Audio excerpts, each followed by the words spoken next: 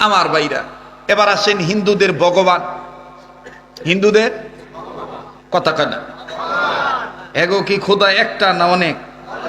হ্যাঁ, এগো যদি জিগান দুর্গা দুর্গারে তোমরা কেন মানো, বলবে মা দুর্গাকে মানি এই কারণে, মা দুর্গারে মানলে ধন সম্পদে বরকত হয়। আচ্ছা, লক্ষ্মীরে কি লেগা মানো? বলে যে লক্ষ্মীরে মানি এই কারণে, লক্ষ্মীরে যদি আমরা ঠিক মতন মানতে পারি তাহলে সকাল বিকাল সুস্থ থাকি। আচ্ছা, সরস্বতীরে মানো কেন? বলে সরস্বতীরে মানি এই কারণে। আবার এটি কইলে আবার রাগ হইবেন না আপনারা? হ্যাঁ, রাগ হইলে কিছু করার নাই, আইয়া ভরছে ওয়াজ আমার কি হক, কথা তো কইতে হইব নাকি? কর মুসলমানদের আল্লাহ কয়জন?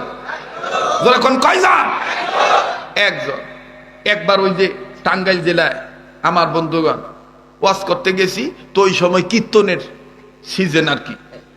তো কীর্তনের আওয়াজে, ঢোলবাড়ির আওয়াজে আমাকে মাহফিলের সমস্যা হইতেছে। তো পোলাপানের মনটা খুব বেজার।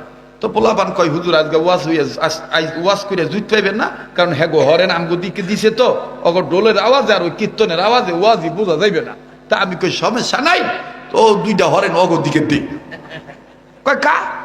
আমি আজকে আমি কীর্তন কইমু, দেখি ওরা পারে না আমি পারি। পরে এখন কমিটির প্লান করতেছে, হুজুর আপনিও কীর্তন জানেন? আমি আরে বেটা র দি। ওই সময় আবার ওই মোহাম্মদী পঞ্জিকা আছে না, লালুক্কা, ওইটা আমার বিটকেসে থাকতো। তো ওইটা বাইর করলাম, কোন মাসে কোন কীর্তন, কোন ভগবানের পূজা, এইটা আমি দেখছি। দেখে এবার আস্তে করে কায়দা করে স্টেজে উইটা অগট আগে শুনছি আর কি। এই যে তেমন জুইতেন না, মানে কোনো মতো নাকি, কথা বুঝেন নাই। লাস্টে আস্তে করে যেন ওরা হরেনের দিকে ঘুরাইছে, হরেন ঘুরাইছে নাকি আল্লাহ পাক ভালো জানেন, সাউন্ডটা বাড়াইছে। আমি মনে করেন যে টুপিটা অবশ্য খুললা লইছিলাম, কারণ টুপি পইরা তো কীর্তন কওয়া যায় না। হ্যাঁ, সে টুপিটা খুললা খালি কোন মতন মুখটা বেহা করে জন কইছি, ওরে রাধে রাধা রাম কৃষ্ণ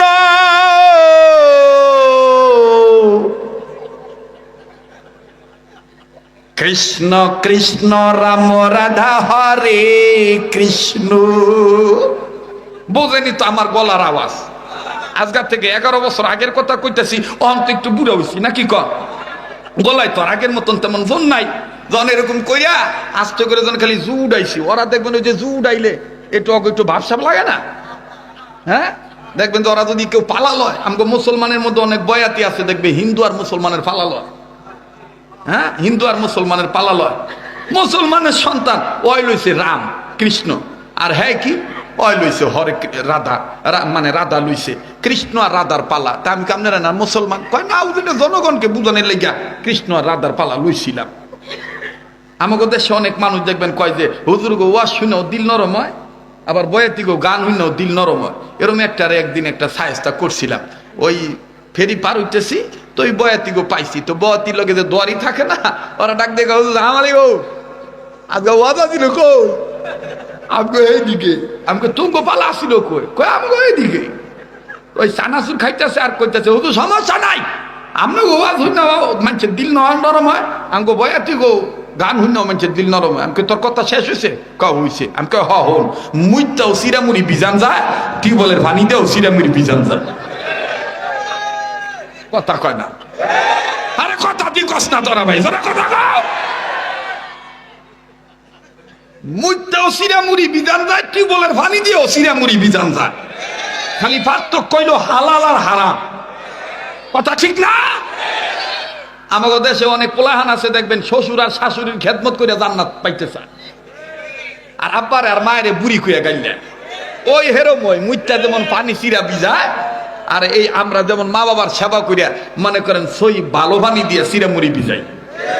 হ্যাঁ, আপনি শ্বশুরের সম্মান করতে পারবেন, শ্বশুরের আপনি আদব করবেন, এটা কোনো সমস্যা নাই, কিন্তু মা বাবাকে অবহেলা করে নয়। কথা বলেন, কথা বলেন না। আমার আজকে আমগো একটু সমস্যা হইতেছে, আপনারা কি থাকবেন না যাইবেন গা? আমি ভাবছিলাম তরিকুল ইসলাম বাইরে কইছি যে আমি ঘন্টাখানিক ওয়াজ করবো, বড় 1.5 ঘন্টা, কিন্তু আপনাকে অবস্থা দেখে আমার মনটা উজায় উঠতেছে, বুঝলেন? আমগো তরিক ভাই মাঝে মাঝে কয় এক্সের ভালো লাগতেছে আর কি, আজকে যদি একটু সময় বাইরে যায় দিবেন না?